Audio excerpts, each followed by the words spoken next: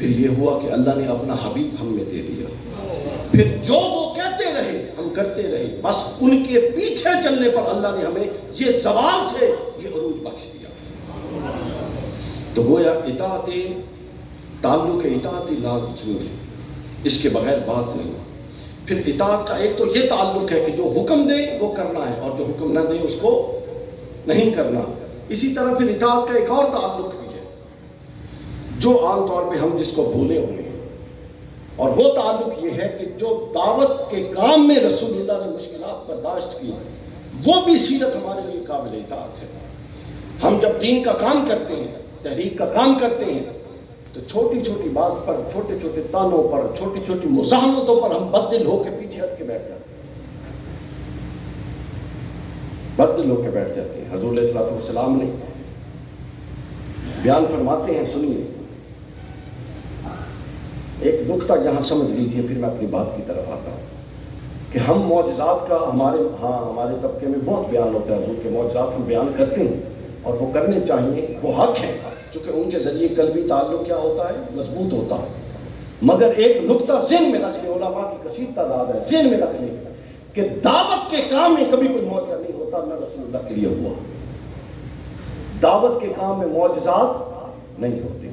مجھے ایک بات بتائیں، اگر سیدنا عیسیٰ کی قوم کے لیے آسمان سے من و سلوہ آ سکتا تھا اور آیا، شیب ابی طالب میں جب بنو ہاشم کے معصوم بچوں کے حلق میں پتوں اور پھر ٹہنیوں کے بعد چمڑے کے ٹکڑے چھوٹے چھوٹے کر کے ٹپکا کر اوپر سے گرم پانی ڈالا جاتا تھا، اس وقت من و سلوہ کیوں نہیں اترا؟ یہ میں آگے بتاؤں گا کیوں نہیں اترا، لیکن ابھی یہ سمجھ لیجیے کہ دعوت کے کام میں معجزات نہیں ہوتے. اگر ابراہیم اسماعیل کے علیہ السلام کے ایڑی رگڑنے سے چشمہ نکل آیا تھا تو پھر شیب ابی طالب میں چشمے کیوں نہیں جاری ہوئے؟ غیبی مداخلت کیوں نہیں ہوئی؟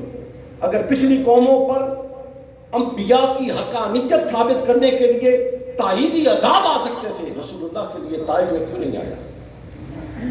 معجزات کے ذریعے آگے کام کیوں نہیں کیا؟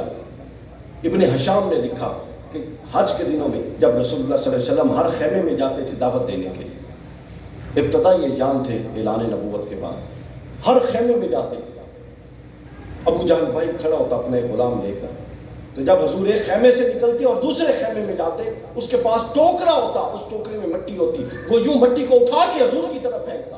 حضور نے کبھی پلٹ کے نہیں دیکھا. پیغام یہ دیا کہ جن کی منزلیں بڑی ہوں وہ چھوٹے جھگڑوں میں نہیں الجھاتے. ان کا فوکس اپنی دعوت پر تھا، ان کا فوکس اپنی دعوت پر تھا. جو لوگ ہر چوک میں الجھنے کے لیے کھڑے ہو جاتے ہیں وہ کبھی بڑا کام نہیں کر سکتے. ہمارا مقصد بڑا ہے، چھوٹے معاملات آتے ہیں، ہم انسان ہیں، غلطیاں بھی ہو سکتی ہیں، لیکن آگے بڑھنا مقصود ہے ہمیشہ. تو حضور علیہ الصلوۃ والسلام پر مٹیاں پھینکتے ہیں.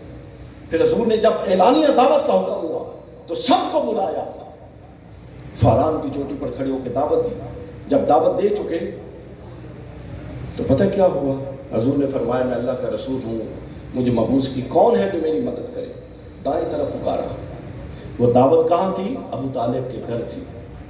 توحید کی پہلی دعوت ابو طالب کے گھر ہو رہی تھی، جبکہ مکہ میں خود اللہ کا گھر بھی موجود تھا. مکہ میں اللہ کا گھر بھی موجود تھا. حضرت علی نے، حضرت ابو طالب نے کھانا نہیں دیا، حضرت علی نے سب کو دعوت دی. حضور نے پوچھا کہ کون ہے جو میرا مددگار ہو؟ ادھر سے دیکھا تو کون تھا؟ حضرت علی کھڑے ہوئے کہ اگرچہ کہ میری ٹانگیں کمزور ہیں مگر میں آپ کی مدد کروں گا. پھر حضور نے سامنے سے پکارا کہ کون ہے جو میری مدد کرے؟ کوئی نہیں اٹھ رہا تھا. تو حضرت علی نے دیکھ لیا کہ کوئی نہیں اٹھ رہا تو چپ، چھوٹے تھے نا عمر میں، بچے تھے، تو چپکے سے ادھر سے گزرتے گزرتے سامنے آئے اور پھر کھڑے ہو گئے کہ میں آپ کی مدد کروں. پھر حضور نے کہا کہ ادھر بائیں طرف کون ہے جو میری مدد کرے گا؟ حضرت مولا علی نے دیکھا کہ ادھر سے بھی کوئی نہیں اٹھ رہا، تو کہیں حضور کی طبیعت پر ملال نہ آئے تو چھپ کے چلتے چلتے اندر سے ادھر پہنچ گئے اور کھڑے ہو گئے، کہتے ہیں یا رسول اللہ میں ہوں آپ کی مدد کروں، میں آپ کی مدد کروں. اس دعوت ختم ہوئی تو ابو جہل نے رسول اللہ کے، ابو طالب، ابو لہب نے رسول اللہ کے لیے بڑے نازیبہ کلمات کا استعمال کیے اور آیت نازل ہوئی. کیا؟ تبت یدا ابی، ابو لہب تیرے ہاتھ ٹوٹ جائیں. سب علماء مجھے بتائیں کہ ابو لہب کے ہاتھ ٹوٹے کہ نہیں ٹوٹے؟ نہیں ٹوٹے. اللہ نے کہا کہ ہاتھ ٹوٹ جائیں مگر ہاتھ نہیں ٹوٹے. اگر اس وقت ہاتھ توڑ دیتا تو دعوت کے کام میں قدرتی مداخلت کا دخل ہو جاتا. ہاتھ نہیں توڑے ابو لہب نے. بتایا کہ ابو لہب زمانہ تجھ پر لعنت بھیجے گا اور اس طرح تجھے یاد کرے گا کہ جیسے کوئی ہاتھ ٹوٹے ہوئے شخص ہوتے ہیں جس کی بے قدری ہوتی ہے، مگر ہاتھ نہیں ٹوٹے. پھر آپ لوگوں نے مصائب احد کے سنے ہوئے. احد میں جب خود لگی، حضور نے خود پہنی ہوئی تھی، وہ جو ہوتی تھی سرہ کے اوپر نا، چہرے پر خود لوہے کی. ایک بدبخت نے نیزہ مارا، وہ خود ٹوٹی اور اس کی کرچیاں حضور علیہ السلام کے رخسار سے نکل کے ہڈی کے اندر پیوست ہو. ابو عبیدہ بن الجراح رضی اللہ تعالیٰ جب نکالنے لگے تو وہ نکلتی نہ تھی، حتیٰ کہ جب انہوں نے اپنے دانتوں سے کھینچی تو ابو عبیدہ بن الجراح کے سامنے کے 2 دانت ٹوٹ گئے، یوں وہ پیوست ہوئی نہیں تھی. تو بتائیے معجزہ کیوں نہیں ہوا؟ پھر اس کے بعد آگے چلیے.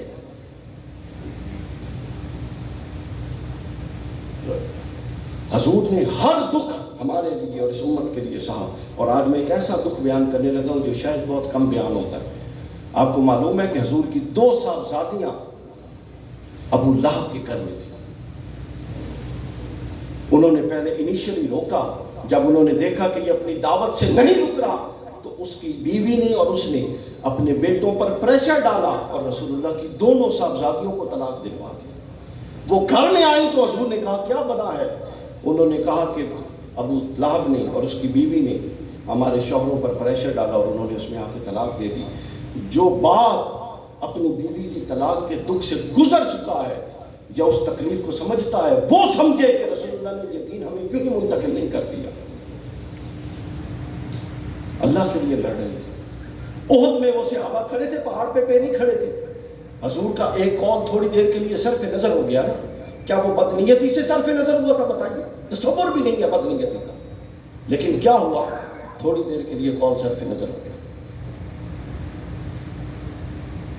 اس کے بعد جو معاملہ ہوا میں نے آپ کو بتا دیا کرچیوں والا. پھر اس کے بعد آگے چلیے. حضرت خدیجہ الکبریٰ اتنی بھوک پیاس کے ساتھ نڈال اور کمزور ہو گئیں کہ شیب ابی طالب سے نکلتے ہی آپ کی وفات ہو گئی. یہ شیب ابی طالب کی بیماریاں تھیں اور کمزوریاں تھیں جس سے فوت ہو گئے. ابو طالب فوت ہو گئے، وصال ہو گئے. پھر حضرت خدیجہ نے، لوگ یہ کہتے ہیں نا مال دیا. آج میں آپ کو ایک اگلی بات بتاؤں. حضرت خدیجہ کا پچھلے شوہر سے ایک بیٹا تھا، اس کا نام حارث تھا. حضور علیہ السلام نے جب دعوت دی تو حارث نے اسلام قبول کیا، مسلمان ہو گیا اور کعبۃ اللہ کے اندر وہ نماز پڑھنے آیا. بڑا بہادر تھا، اونچے قد کا. نماز پڑھتے ہوئے قریش نے اس کو مار مار کے ہلاک کر دیا. خدیجہ الکبریٰ نے صرف رسول اللہ کے قدموں میں مال نہیں نچھاور کیا بلکہ بیٹا بھی نچھاور کیا تھا. اب یہ سب باتیں سن کے اب ذہن نشین رکھیے کہ معجزہ کیوں نہیں ہوا. اس نقطے کو میں نے اطاعت سے جوڑنا ہے، پھر ہم نے آگے جانا ہے. معجزہ اس لیے نہیں ہوا کہ رسول اللہ عام رسول نہیں تھے، خاتم النبیین تھے. آپ کے بعد لوگوں نے آنا تھا جنہوں نے دین کا کام کرنا تھا. اگر رسول اللہ سارا کام معجزات کے ذریعے کرتے اور قدرت کی مداخلت کے ذریعے، اللہ کی قوت کی مداخلت کے ذریعے کرتے تو وہ بعد والوں کے لیے اسوہ کیسے ہوتا؟ لوگ کہتے ہیں کہ رسول اللہ تو معجزہ کرتے اور یہ کام کر دیتے. ہم تو معجزات نہیں کر سکتے، لہٰذا ہم تو معذور ہیں. اللہ نے کہا کہ اے محبوب تیرا مقام اپنی جگہ، مگر یہ دین کی ساری جد و جہد انسانی سطح پر ہوگی چونکہ تو نے بعد والوں کے لیے اس میں حسنہ بننا ہے. اور اگر قدرتی مداخلت کے ساتھ یہ معجزات ہوتے تو نہ اسوہ بنتا. اور پھر وہ اسوہ بنا کیونکہ رسول اللہ نے سب کچھ بیئر کر کے انسانی سطح پر جد و جہد کی. اور پھر وہ اسوہ بنا اور پھر اس اسوہ کو حسین ابن علی نے کربلا میں پھر ایک دفعہ قدرتی مداخلت کے بغیر باطل کو دبا کے اور حق کو سر بلند کر کے بتایا کہ صرف میرے نانا نے مشکلات برداشت کر کے انسانی سطح پر جد و جہد کر کے حق کو بلند نہیں کیا تھا.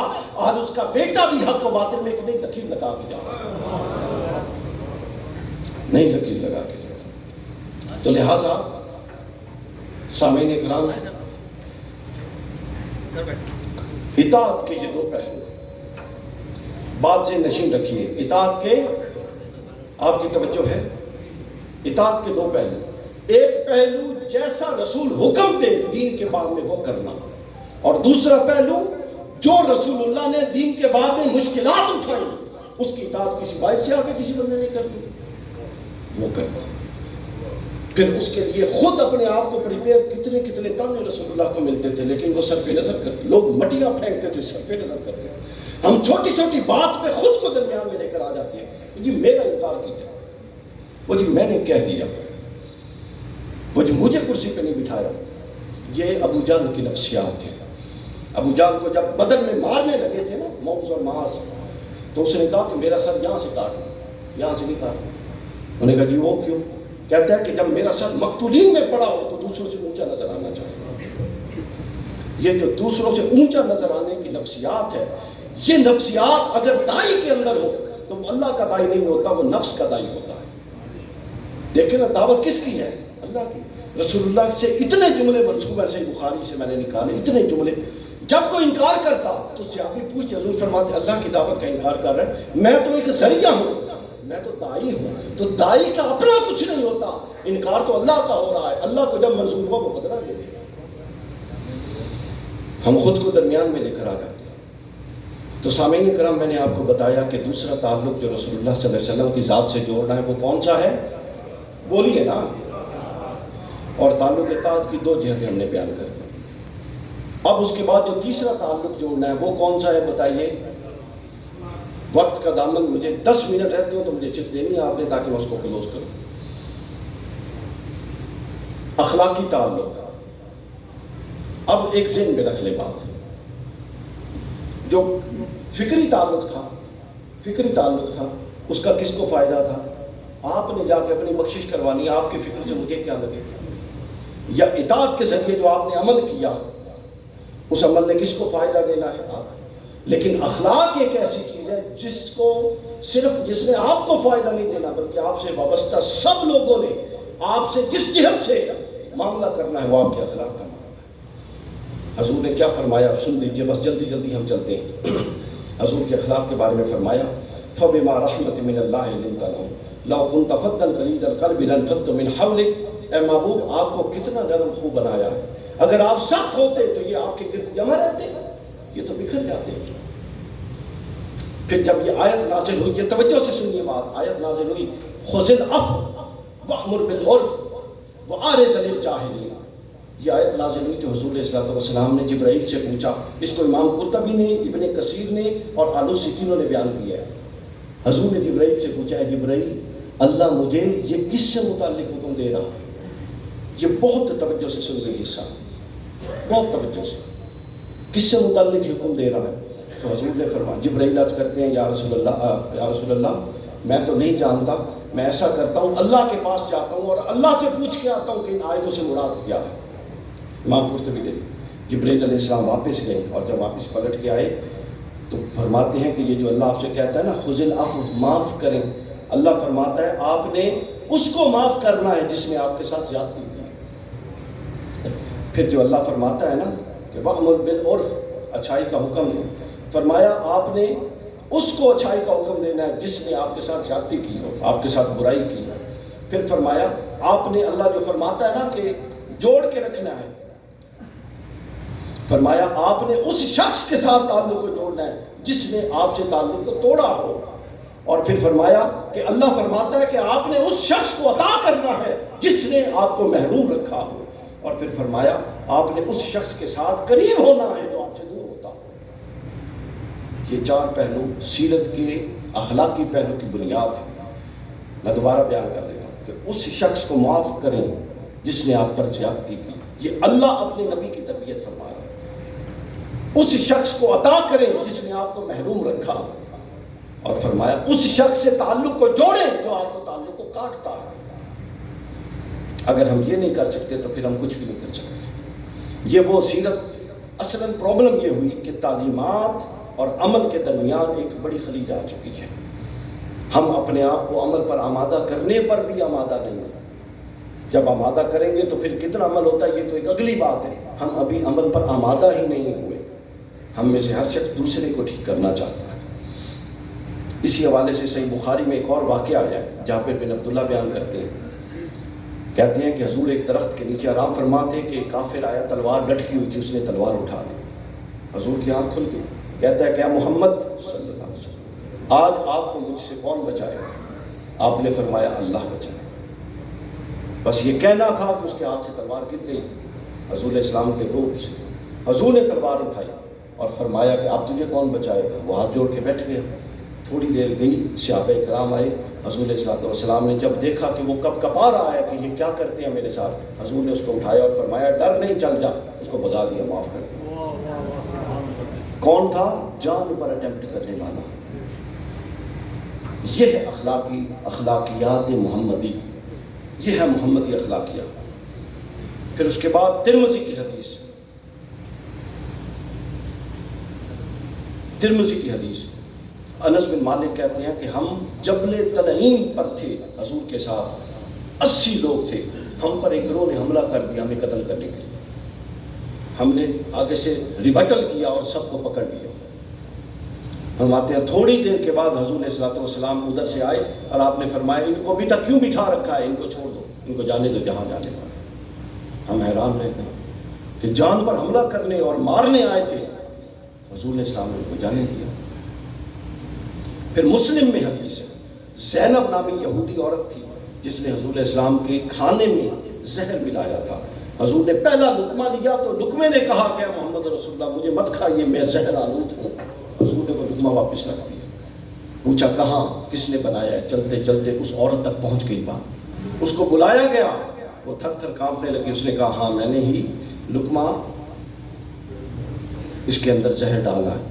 تھوڑی دیر حضور صحابہ سے بات چیت کرتے رہے، پھر جب اٹھ کے جانے لگے تو صحابی نے کہا یہ عورت بیٹھی، اس کا کیا کرنا ہے؟ حضور نے فرمایا اس کو اس کے قبیلے میں چھوڑ کے، اس کے قبیلے میں چھوڑ کے۔ پھر خلق محمدی میں حلم کا پہلو دیکھیے، مشکات شریف میں ایک یہودی کا حضور نے قرضہ دینا تھا، وہ آیا نہایت گستاخانہ اور بدتمیزی کے انداز میں حضور کو پکڑ کے بٹھا لیا۔ یہ ظہر یا عصر کا وقت تھا، صحابہ اکرام نے آ کے مداخلت چاہیے، حضور نے فرمایا نہیں میں نے اس کا حق دینا ہے، چھوڑ دو۔ ظہر، عصر، مغرب، عشاء، فجر، اس نے حضور کو جانے نہیں دیا۔ جب فجر کی اذان ہوئی تو صحابہ کرام گھروں سے نماز پڑھنے آئے تو دیکھا کہ وہ یہودی وضو کر رہا تھا۔ انہوں نے کہا کہ یہ یہودی تھا، یہ تو مغرب تک بدتمیزی اور گستاخی عائشہ تک کر رہا تھا اور ابھی یہ وضو کر رہا ہے، ہوا کیا ہے؟ حضور نے فرمایا اسی سے پوچھ لو کیا ہوا۔ تو کہتا ہے کہ تم یہ سمجھتے ہو کہ میں یہ سب گستاخیاں محمد رسول اللہ سے کر رہا تھا؟ نہیں، میں نے اپنی کتابوں میں پڑھ رکھا تھا کہ اللہ کا رسول ایسا ہوگا جو بازاروں میں شور نہیں کرے گا، جو تلخ رو نہیں ہوگا، جو چلائے گا نہیں، جو فحش گوئی نہیں کرے گا۔ ساری باتیں پوری ہو چکی تھی، ایک بات رہ گئی تھی کہ جب اس کے ساتھ زیادتی کرو گے تو وہ بدلے میں زیادتی نہیں کرے گا۔ میں ایمان قبول کرنا چاہتا تھا مگر چاہتا تھا کہ آخری شرط بھی پوری ہو۔ موقع مل گیا کہ میں نے اتار لیا ہوا تھا تو میں نے وقت سے پہلے اس طرح تقاضا کیا کہ دیکھوں، اور آخری حد تک کیا کہ دیکھوں کہ یہ رپٹ کیسے کرتے ہیں۔ جب دیکھا کہ یہ تو اسی پوری شرط پہ پورے اترے ہیں تو میرا تو یا رسول اللہ وہ قرض کیا ہے، میرا تو باقی جو کچھ پیچھے پڑا ہے وہ بھی آپ، اور اس نے اسلام قبول کر لیا۔ تو لہٰذا خلق محمدی کا یہ آپ نے سارا کا سارا معاملہ دیکھا۔ پھر قرآن مجید نے آپ کو کیا کہا؟ وَمَا أَرْسَلْنَاكَ إِلَّا رَحْمَةً، آپ تو رحمت ہے۔ یہ جو اللہ کی رحمت ہم مانگتے ہیں، اللہ ہم پر رحمت فرما، ہم پر رحمت فرما، وہ رحمت رزق کی شکل میں ہو، بارش کی شکل میں ہو، روزے کی شکل میں ہو، اولاد کی شکل، یہ جو رحمتیں مانگتے ہو کیا ہے؟ محمد الرسول اللہ کا وجود زمین پر اللہ کی سر سے پاؤں تک رحمت ہی رحمت ہے۔ حضور کا وجود ہی بنیادی طور پہ اللہ کی رحمت ہے جو اللہ نے بھیجا، باقی سب رحمتیں حضور کے وجود کا عکس ہے اور حضور کے وجود سے نکلی تھی۔ تو گویا ہم نے اخلاقی تعلق قائم کرنا ہے اور اپنی سیرت کو اس جہت پر ڈالنا ہے کہ ہمارے اندر فہم ہو، فراست ہو، ہم رسپونڈ کریں، ریئیکٹ نہ کریں، ہم معاف کرنے والے ہوں، تھوڑا سا درگزر کرنے والے ہوں۔ آہستہ آہستہ جب اپنے نفس کو ان چیزوں کا ہم عادی بنائیں گے تو بہتری آنی شروع ہو جائے گی۔ اخلاق محمدی اور سیرت محمدی کی حلاوت ہمیں پتہ معلوم محسوس کیوں نہیں ہوتی؟ ایمان کی حلاوت پتہ محسوس کیوں نہیں ہوتی؟ چونکہ نماز، روزہ، حج، زکات کے باوجود سیرت کے یہ جو پہلو ہیں جو باب کھلتا ہے فیض کا ہر پہلو سے، وہ ہم اس باب سے میسر ہیں۔ وہ جب ہم اپنی اس پہلو سے اس جہت سے اصلاح کریں گے تو اس جہت کا فیض ہمیں میسر آئے، ورنہ نہیں آئے۔ اس وجہ سے حضور تشریف لائے تھے۔ خود حضور نے فرمایا میں اس لیے آیا ہوں کہ اخلاق کو آخری حد تک مکمل کر دیں۔ پھر اس کے بعد اخلاقی تعلق کے بعد رسول اللہ صلی اللہ علیہ وسلم کے ساتھ عشقی تعلق قائم کرنا چاہیے۔ عشقی تعلق کے بغیر کچھ نہیں۔ اور خود حضور نے فرمایا لا یؤمن احدکم حتی اکون احب الیہ من والدہ وولدہ والناس اجمعین، کہ تم میں سے کوئی شخص اس وقت تک مومن نہیں ہو سکتا جب تک کہ میں اس کی مال جان اولاد حتیٰ کہ دنیا کی ہر شے سے زیادہ اس کو محبوب کیوں نہ ہو۔ حضرت موسیٰ بن عقبہ بیان کرتے ہیں، اور اس روایت کو بیان کیا ہے امام بخاری نے، کہتے ہیں کہ سالم جو عبداللہ بن عمر کے بیٹے حضرت عمر کے پوتے تھے، وہ بیان کرتے ہیں کہ ہم کسی سفر میں جا رہے تھے، ہم نے دیکھا کہ سالم جو حضرت عبداللہ کا بیٹا تھا، ان سے بھی روایت، اور ایک اور کتاب میں خود حضرت عبداللہ بن عمر سے بھی روایت، ہم نے دیکھا سفر پر جا رہے ہیں تو وہ کوئی جگہ ڈھونڈ رہے تھے نماز پڑھنے کے لیے۔ دیوانہ وار کبھی ادھر جاتے اور اندازہ لگاتے، کبھی ادھر جاتے اندازہ لگاتے۔ ہم نے کہا کہ اے حضرت سالم، جگہ ڈھونڈنے کی کیا ضرورت ہے؟ اللہ کی ساری زمین ہی پاک ہے، کہیں بھی نماز پڑھ لو۔ اور دوسرا یہ بتاؤ کہ نماز کا تو وقت نہیں ہوا، تم جگہ کس کے لیے ڈھونڈ رہے ہو؟ تو وہ عرض کرتے ہیں کہ میں ایک وقت میرے بابا نے، میرے دادا عمر نے میرے بابا کو بتایا تھا، اور میرے بابا نے مجھے بتایا کہ ایک دفعہ وہ اسی رستے سے سفر میں جا رہے تھے تو رسول اللہ نے جہاں سواری روک کر کہیں نماز پڑھی تھی، تو میں اندازہ لگا رہا ہوں کہ وہ سواری کہاں روکی تھی تاکہ وہی نماز پڑھے۔ پھر حضرت مصر بن مخرمہ بیان کرتے ہیں، عروہ بن مسعود کی حدیث، مشہور حدیث، فواللہ وہ کہتے ہیں یہ بن کے جاسوس بن کے آئے تھے کفار کی طرف سے، بعد میں اسلام قبول کیا۔ تو حالت کفر کا یہ بیان بخاری مسلم میں اور مسند احمد میں کہتے ہیں کہ جب سارا صحابہ کا حضور سے تعلق دیکھ کر گئے تو جا کے کہتے ہیں کہ فواللہ اللہ کی قسم میں بڑے بڑے بادشاہوں کی بارگاہ، وفدت علی ملوکی وفدت علی قیصر و کسریٰ والنجاشی، میں بڑے بڑے بادشاہوں قیصر کسریٰ نجاشی کی بارگاہ میں ان کے پاس گیا، وفد لے کر گیا، مگر واللہ ان رأیت مالکا قط یعصمہ اصحابہ ما یعصم اصحاب محمدا، میں نے کسی کے اصحاب کو اس پر یوں جان فدا کرتے نہیں دیکھا جس طرح اصحاب محمد کو محمد پر جان فدا کرتے دیکھا۔ انہوں نے کہا بھئی کیا دیکھا یہ تو بتا۔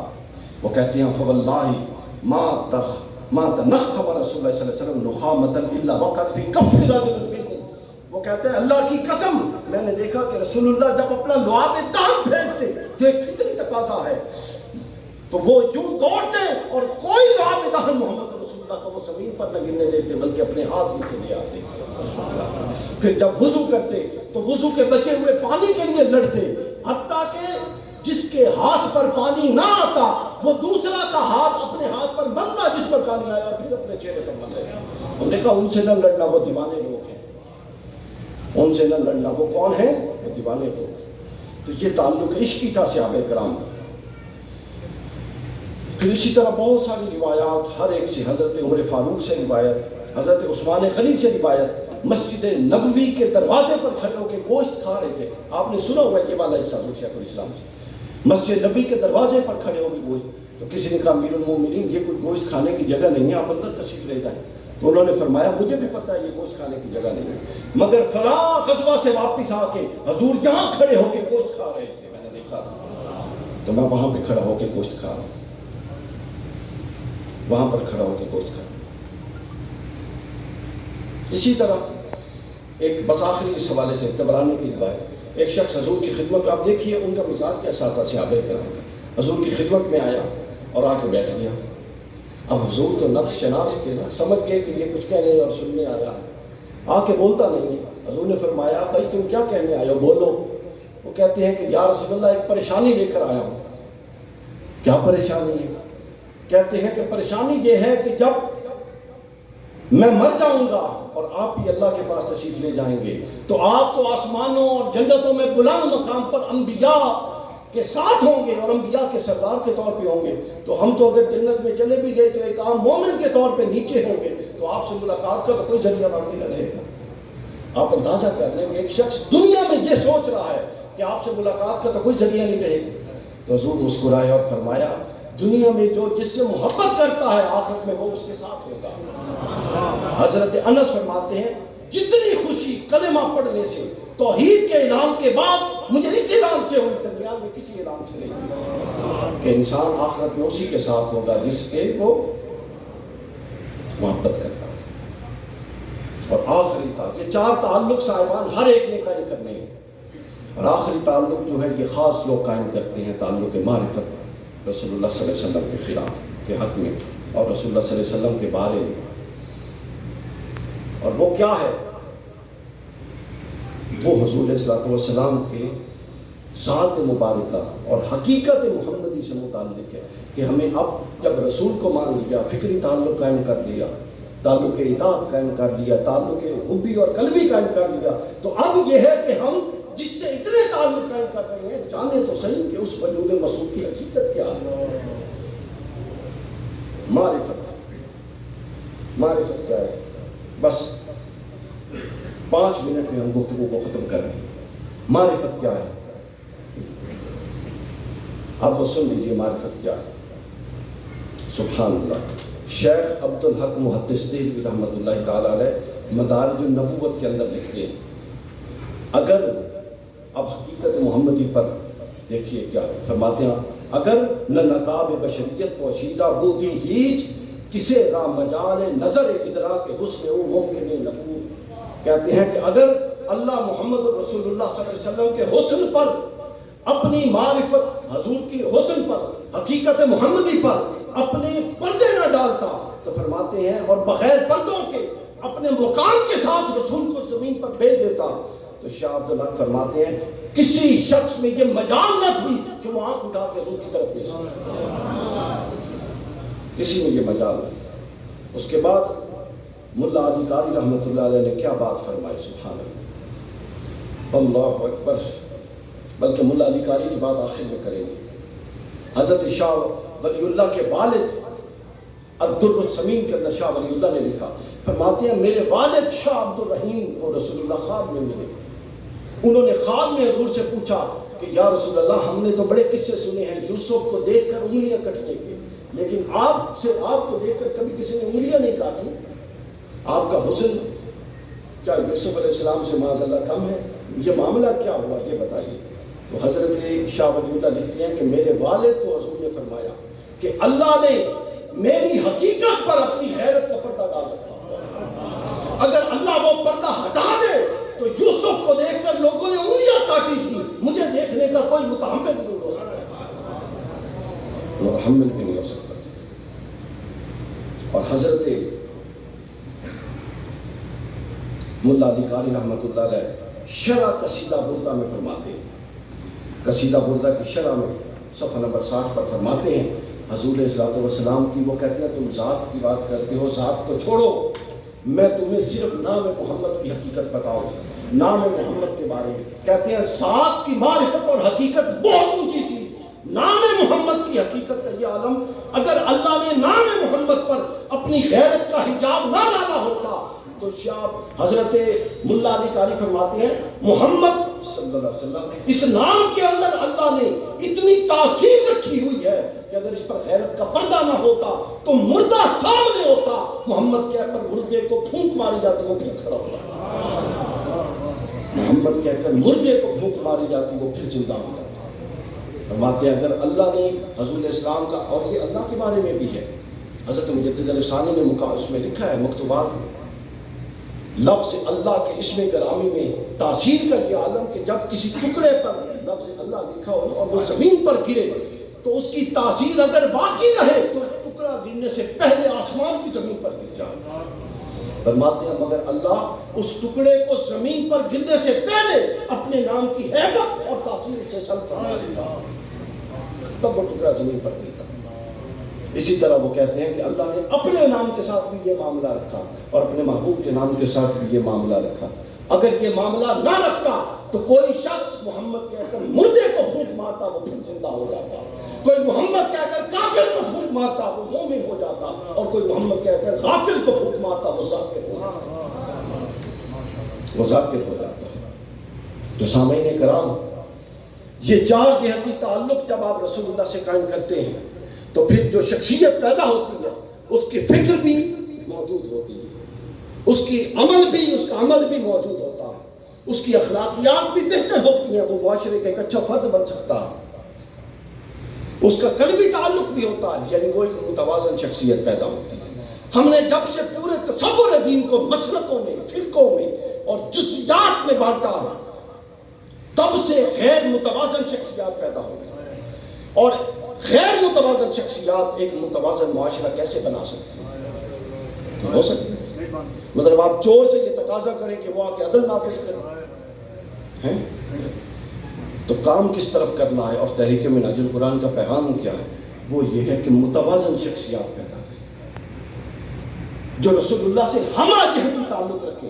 یہ نہیں کہ فکری طور پہ تو وہ بڑا عالم ہے مگر عمل رسول اللہ سے بغاوت والا ہے، ایسا نہیں، اخلاقیات بغاوت والی ہیں ایسی، اور ڈنڈے کے زور کے طریقے کار سے لوگوں کو اس طرف لائیں، والدین سن رہے ہیں، اپنے بچوں کو اس طرف لائیں۔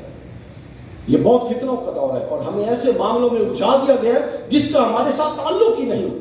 مسلمان ہمیشہ ان چیزوں کا شکار رہا جس کے بارے میں اسے پوچھے ہی نہیں جانا، یہ اصل پرابلم ہے۔ ابھی پچھلے 2 سال مولویوں کو کس میں لڑتے گزرے، ابو بکر افضل ہے یا علی افضل؟ آپ اللہ کا کریں، یعنی بندہ ان کی عقل پر ماتم کرے یا کیا کرے؟ بھائی یہ میں نے طے کرنا ہے کہ ابو بکر افضل ہے یا علی افضل ہے، یہ میں نے بتانا ہے؟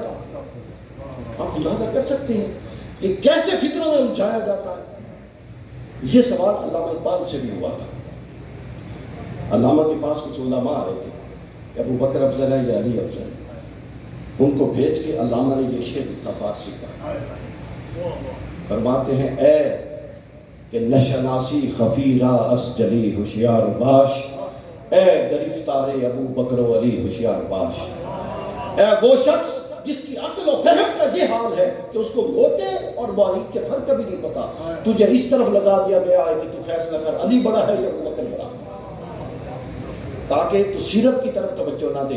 جب یہ جھگڑے ہوتے ہیں، آپ دیکھیں ہزاروں جلسے ہوتے ہیں اسی معاملے پہ ہوتے ہیں، سیرتوں آگے کوئی خائن بیٹھا ہے، کوئی بددیانت بیٹھا ہے، کوئی بدکار بیٹھا ہے، ان کو اس سے غرض ہی نہیں ہے کہ ہم نے قوم بنانی ہے، ان کو اس سے غرض ہے چونکہ وہ جاہل ہے، تنگ نظر ہے، تعصب رکھتے ہیں، وسیع مطالعہ نہیں رکھتے، پھر تنگی ہے دلوں کے اندر ایک دوسرے کے بارے میں، پھر مسلکوں کو پورا دین سمجھا ہوا ہے۔ اس تصور نے ہمارے یہاں نہیں پیدا کرتی، اور ہم 9 ایشوز میں الجھے ہوئے ہیں، اور یہ سب سے بڑا خطرہ ہے یہ ایشو اس دور کا جو میں نے بتا دیا۔ ایک پروگرام میں بیٹھا، مجھ سے بھی کسی نے یہ چٹھی کے سوال کیا کہ تسی دسو، میں کہا اتنا کچھ سننے کے بعد حالے کسر ہے کہ میں اس کا انتقال کروں؟ کہتا جی پھر بھی دس کا دیو۔ میں کہا اچھا 10، جو میں نے اس کو جواب دیا تھا وہ میں بتانا چاہتا ہوں، وہ اللہ کی طرف سے آیا تھا۔ اب وہ میں نے اسے ایک بات بتائی، میں نے کہا بتائیں کہ حضرت ابو بکر صدیق کون ہے؟ کہتا جی پہلے خلیفہ ہیں ہمارے۔ میں نے کہا جی وہ کیسے بنے؟ کہتے جی حضور نے ان کو آگے کر دیا تھا مسلح کا۔ تو میں نے کہا جس شخص کو رسول اللہ مسلح پر کھڑا کرے کیا ہم اس کو چھوڑ سکتے ہیں؟ کہتا ہے نہیں۔ میں نے کہا اچھا ہونے سے بیٹھ دیتا ہے، میں اگلی گل سمجھا، جس شخص کو رسول اللہ مسلح پر کھڑا کرے ہم اس کو نہیں چھوڑ سکتے، وہ ابو بکر ہے، اور علی وہ ہے کہ ابو بکر آگے بیٹھ کے جب تک اس پر درود نہ پڑے ابو بکر کی جماعت۔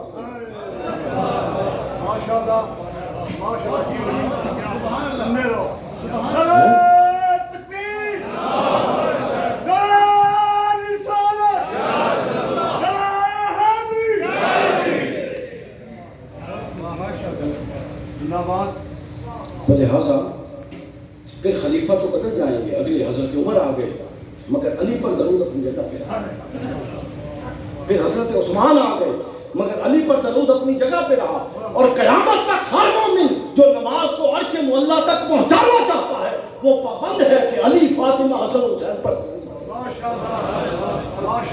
اللہم صلی علی محمد وعلی آل محمد۔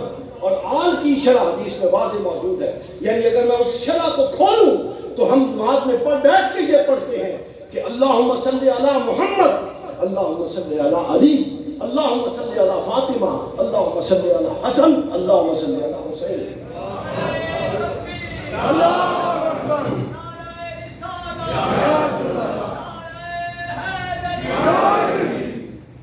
تو لہٰذا ہمیشہ توازن رکھیں۔ آپ مجھے ایک بات بتائیں، دنیا میں کوئی ایسی دو انسان ہے کہ اللہ نے ایک جیسے پیدا کیا؟ ہر ایک کے اندر ایک الگ امتیاز ہے۔ اور میں نے اس کو کہا کہ تم تو ابو بکر ولی کی بات کرتے ہو، ہم تو بلال جیسا بھی کسی کو نہیں سمجھتے، ہم تو بلال جیسا بھی کسی کو نہیں سمجھتے۔ ابو بکر کہاں اور پھر علی کہاں؟ امام احمد ابن حنبل سے کسی نے پوچھا، امام احمد ابن حنبل سے، کہ آپ حضور کی امت میں سب سے اونچا کس کو سمجھتے ہیں؟ جملہ ذہن میں رکھیے، حضور کی امت۔ انہوں نے کہا ابو بکر، ثم قال عمر، ثم پھر کون؟ فرمایا عثمان۔ وہ خاموش ہو گئے۔ تو انہوں نے کہا وَأَيْنَ الْعَلِي، علی کہاں ہے؟ حضرت امام احمد بن حنبل نے کہا بیٹا تو نے پوچھا ہے، امت میں علی تو گھر والا ہے، اور اہل بیت کو کسی پر قیاس نہیں کیا جا سکتا۔ اہل بیت کو کسی پر قیاس، اب آپ اپنے بیٹے کو کسی جیسا نہیں سمجھتے تو آپ اسی تصور کو اوپر تک لے، آپ کے پیر کا بیٹا ہو اور کوئی دنیا کا سب سے بڑا عالم آ جائے، آپ کے لیے کیا افضل ہے؟ اور پھر حضرت ابو بکر عمر کا کیا تصور ہو سکتا ہے کہ جن کو جس گھر سے ایمان مل رہا ہو وہ اس گھر کے بارے میں کیا تصور رکھتے ہیں؟ آپ دیکھ لیں کیا تصور رکھتے ہیں۔ صحیح بخاری کے اندر حضرت ابو بکر صدیق کا صحیح صدر سے قول، آپ فرماتے ہیں کہ میں محمد کا قرب آل محمد کی خدمت میں تلاش کرتا ہوں۔ اور حضرت عمر کا محب تبری نے لکھا، حضرت عمر فاروق رضی اللہ تعالیٰ عنہ کے حوالے سے، انہوں نے کہا کہ مدین فتح ہوا،